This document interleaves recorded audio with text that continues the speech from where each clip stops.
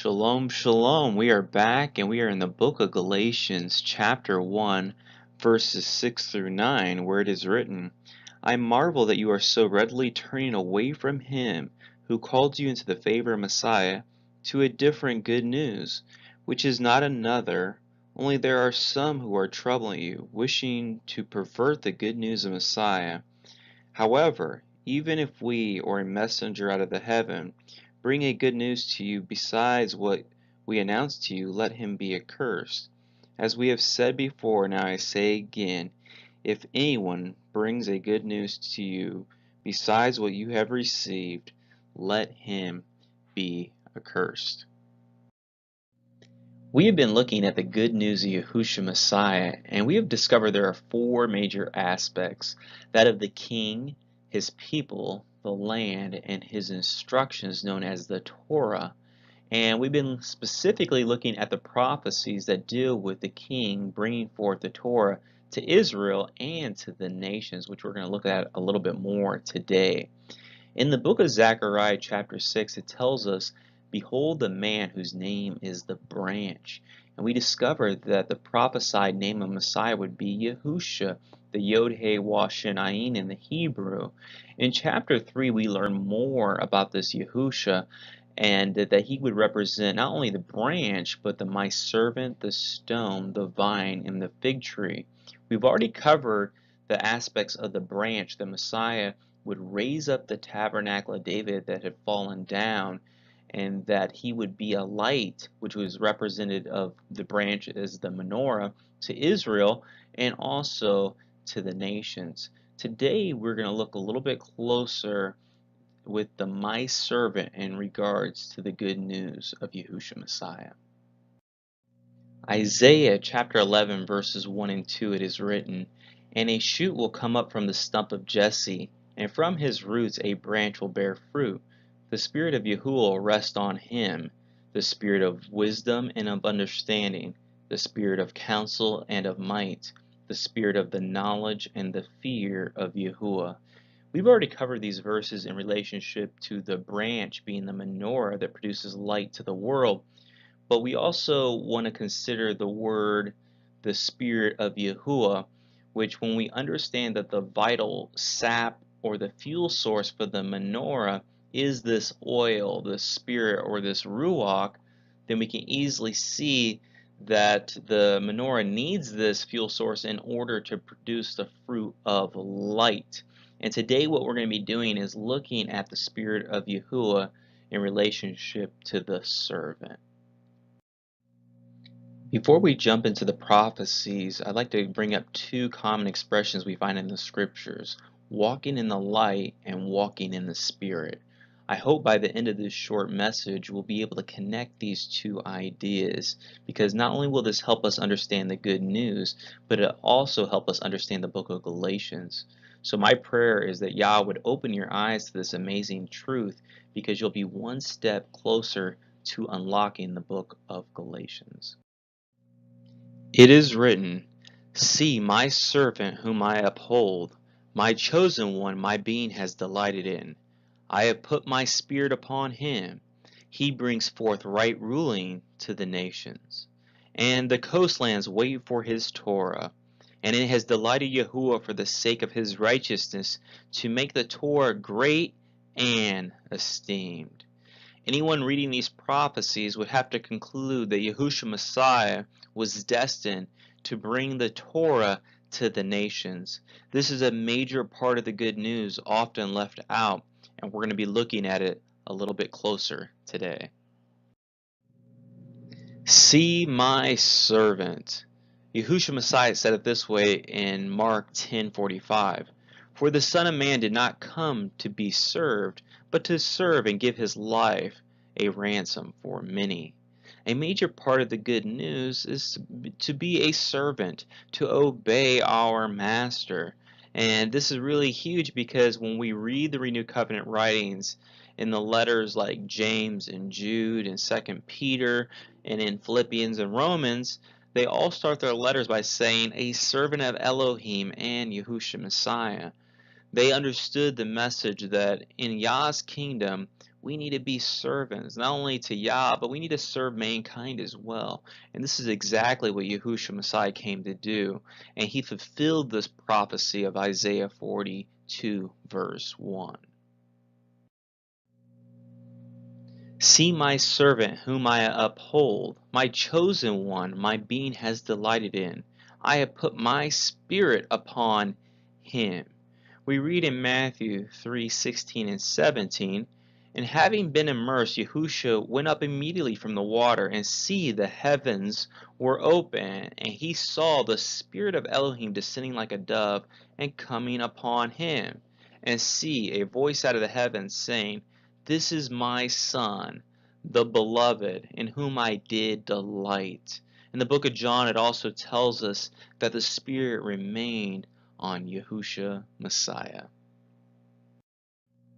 Luke chapter 4 verses 16 through 19, it is also written, And he came to Nazareth where he had been brought up, and according to his practice he went into the congregation on the Sabbath day, and stood up to read. And the scroll of the prophet Yeshayahu, which is Isaiah, was handed to him. And having unrolled the scroll, he found the place where it was written, The Spirit of Yahuwah is upon me, because he has anointed me to bring the good news to the poor. He has sent me to heal the brokenhearted, to proclaim release to the captives and recovery of sight to the blind, to send away the crushed ones with release, and to proclaim the acceptable year of Yahuwah. It is written, He brings forth right ruling to the nations, and the coastlands wait for his Torah. Also in Isaiah 8 and 9 it is written, To the Torah and to the witness, if they do not speak according to this word, it's because they have no light. We also read in Proverbs 6:23 that the Torah is light, and those who don't speak according to Torah or do Torah have no light. Let's continue reading. But there is no gloom upon her who is distressed, as when at first he humbled the land of Zebulun and the land of Naphtali, and afterward more heavily oppressed her by the way of the sea beyond the Jordan, in Galilee of the nations. The people who were walking in darkness have seen a great light, and upon those who dwelt in the land of the shadow of death, a light has shone. We see the beginning of this fulfillment in Matthew 4:13 through 17, where it is written, And leaving Nazareth, he came and dwelt in Capharnaum, which is by the sea in the borders of Zebulun and Naphtali, to fulfill what was spoken by Yeshayahu the prophet, saying, The land of Zebulun and the land of Naphtali by the way of the sea beyond the Jordan, Galilee of the Gentiles, the people who sat in darkness saw a great light, and upon those who sat in the land and shadow of death, light arose to them. From that time Yahusha began to proclaim and to say, Repent, for the kingdom of the heavens has drawn near. It's really important to understand context, and in Matthew 4, Messiah is going to those lost sheep of the house of Israel that were walking and sitting in darkness, meaning not keeping Torah and basically cut off from even the covenant, and that he was going to them to restore this breach. And it's that context that we pick up in chapter 5, where he tells his taught ones as well that you are the light of the world. And right after saying that, he tells them, Do not think that I have came to destroy the Torah or the prophets. I did not come to destroy, but to complete. For truly I say to you, till heaven and earth pass away, one jot or one tittle shall by no means pass from the Torah till all be done. Whoever then breaks, and actually that word in the Greek is loosens, one of the least of these commandments and teaches men so shall be called least in the kingdom or the reign of the heavens. But whoever does and teaches them shall be called great in the reigns or the kingdom of the heavens. And this is really interesting because he says whoever does and teaches them. Teaches what? Torah and the prophets. Whoever does them and teaches them. The greatest in the kingdom will be the Torah teachers and doers. And Messiah Yahusha obviously is the greatest Torah teacher and doer of the Torah ever. He will be the greatest in the kingdom. Nevertheless, he instructs his taught ones to also be doers and teachers of Torah right here. And this is a fulfillment that he brings forth, right ruling to the nations, and the coastlands wait for his Torah. The Messiah is literally the embodiment of the Torah. That's what it means that the Word became flesh and dwelt among us. It is written, "It has delighted Yahuwah for the sake of his righteousness to make the Torah great and esteemed."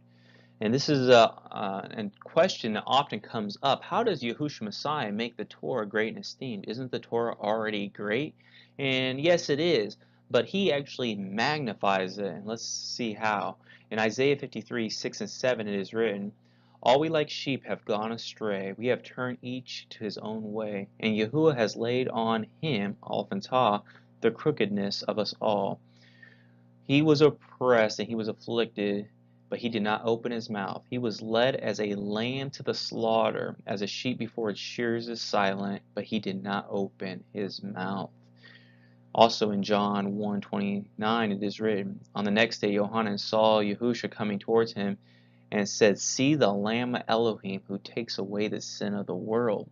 Also in Matthew 26:27, 28 it is written, "And taking the cup and giving thanks, he gave it to them, saying, 'Drink from it, all of you, for this is my blood, that of the renewed covenant, which is shed for many for the forgiveness of sin.'" Yahushua Messiah, with his own life, with his own blood, died to renew the covenant, which was putting the Torah in our hearts. It went beyond the stone. He uses the Ruach to write the Torah on our hearts and our minds to do it. It is written, "See, the days are coming, declares Yahuwah, when I shall make a new covenant with the house of Israel and with the house of Yehudah, not like the covenant I made with their fathers in the day I took them by the hand to bring them out of the land of Mizraim, my covenant which they broke, though I was a husband to them, declares Yahuwah. For this is the covenant I shall make with the house of Israel after those days, declares Yahuwah.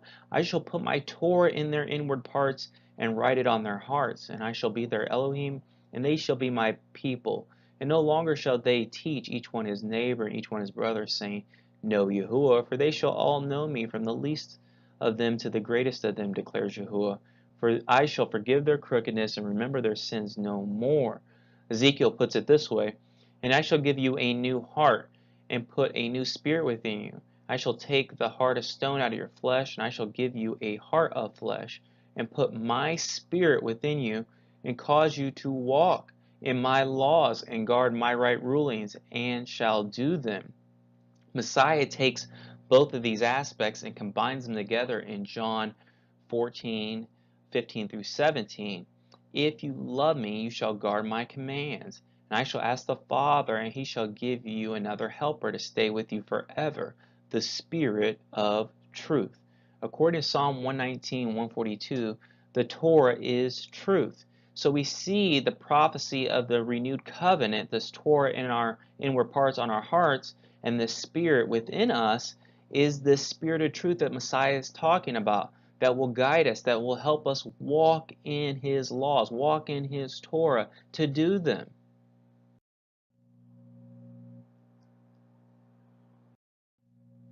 Now that we know that Yahushua Messiah came to die to renew the covenant with Israel, so that Torah would be written on our hearts and minds via the Ruach, the Spirit of Elohim, that we would be able to walk out his Torah, which means walking in the light, also means walking in the Spirit. I want to show you from Paul's writings that he also understood this very, very well, and he uses this expression, walking in the Spirit, probably more than anyone else. And we want to look in the book of Romans chapter 6, 7, and 8 to really draw this out, this whole idea of the servant and walking in the Spirit. And in chapter 6, 16, Paul says this, "Do you not know that to whom you present yourself servant for obedience, you are servants of the one whom you obey, whether of sin to death or of obedience to righteousness?" So really there's just two paths. You're going to be a slave or a servant to sin that leads to death, or you're going to be a slave to obedience that leads to righteousness. And Paul really makes the argument in chapter 6 to choose life. He says, should we continue in sin? He says no, 2 times, really very strongly. And he tells us that we should choose life. However, there is an issue, and we're going to cover it here in a second. In chapter 7, Paul tells us that the Torah is truly set apart and the command is set apart, righteous and good. And we know that the Torah is spiritual. But I am fleshly and sold under sin. So here's the dilemma. We know the Torah is spiritual, but man in his nature is very fleshly and sins. So how does this man with this nature towards sin keep that which is set apart and good and righteous and spiritual? This is the dilemma. And Paul brings this up in chapter 7, and he answers it in chapter 8. In Romans chapter 8, Paul writes about two ways one can walk, walking according to the flesh and walking according to the spirit. We're going to read the ones that deal with walking according to the flesh first, and I've also inserted a passage from Galatians here at the bottom so we can get a really good understanding what Paul meant by walking according to the flesh. We'll start at the top. For those who live according to the flesh set their minds on the matters of the flesh. For the mind of the flesh is death, because the mind of the flesh is enmity towards Elohim, for it does not subject itself to the Torah of Elohim, neither indeed is it able. For those who are in the flesh are unable to please Elohim. For if you live according to the flesh, you are going to die. And the works of the flesh are well known, which are these: adultery, whoring, uncleanness, indecency, idolatry, drug sorcery, hatred, quarrels, jealousy, fits of rage, selfish ambition, dissension, factions, envy, murders, drunkenness, wild parties, and the like, of which I forewarn you, even as I also said before, that those who practice such as these shall not inherit the kingdom or the reign of Elohim. We're going to now look at walking in the Spirit. There is then now no condemnation to those who are in Messiah Yahusha, who do not walk according to the flesh, but according to the Spirit. For the Torah of the Spirit of life in Messiah Yahusha has set me free from the law of sin and death. For the Torah, being powerless in that it was weak through the flesh, Elohim having his own Son in the likeness of flesh of sin, and concerning sin, condemned sin in the flesh, so that the righteousness of the Torah should be completed in us, who do not walk according to the flesh, but according to the Spirit. And those who live according to the Spirit, their mind is on the matters of the Spirit, and the mind of the Spirit is life and peace. But you are not in the flesh, but in the Spirit, if indeed the Spirit of Elohim dwells in you. If anyone does not have the Spirit of Messiah, this one is not his. And if Messiah is in you, the body is truly dead on the count of sin, but the Spirit is life on the count of righteousness. If the Spirit of him who raised Yahusha from the dead dwells in you, he who raised Messiah from the dead shall also give life to your mortal bodies through the Spirit dwelling in you. So then, brothers, we are not debtors to the flesh to live according to the flesh. But if by the Spirit you put to death the deeds of the body, you shall live. For as many are led by the Spirit of Elohim, these are the sons of Elohim. But the fruit of the Spirit is love, joy, peace, patience, kindness, goodness, trustworthiness, gentleness, self-control. Against such there is no Torah. And those who are of Messiah have impelled the flesh with its passions and desires. If we live in the Spirit, let us also walk in the Spirit. I'd like to conclude this short message by talking a little bit more about walking in the light, walking in the Spirit, and how they're both congruent with walking actually in Torah obedience. I'd like to conclude by reading two passages we've already looked at.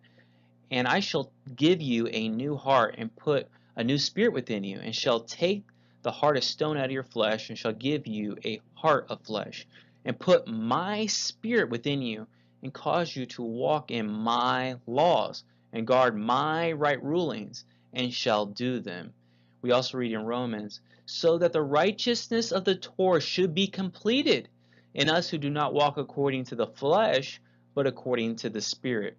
So we see that when we have that Spirit within us, when we have the Spirit of Messiah within us, we're going to be actually walking and fulfilling that righteousness of the Torah. That's what it says in Ezekiel as well. I'm going to give you my spirit, put my spirit within you, and cause you to walk in my laws. That's the same thing as the righteousness of the Torah. And shall do them. And once you realize what the renewed covenant is and what Paul is actually referring to here and throughout the scripture, it's clear that Paul is teaching people to walk in Torah obedience. To walk in the Spirit is to walk in the light. To walk in the light is to walk in the Torah. So this is a very simple thing, but a very profound thing if we're going to correctly understand not only the good news, but also the book of Galatians. When we come back, we're going to be looking at now the stone which the builders rejected. Shalom.